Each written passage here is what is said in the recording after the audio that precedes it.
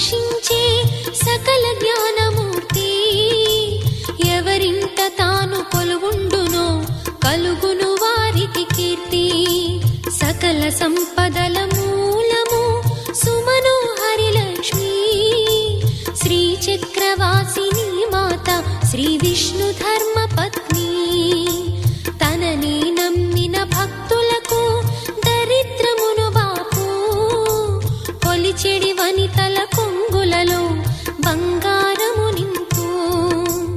అష్టలక్ష్ముల రూపున అవతారం దాల్చినది. కష్టములను తొలగించగా భూమిలో వెలసినది. లక్ష్మీదేవి కథ శ్రీ లక్ష్మీదేవి కథ.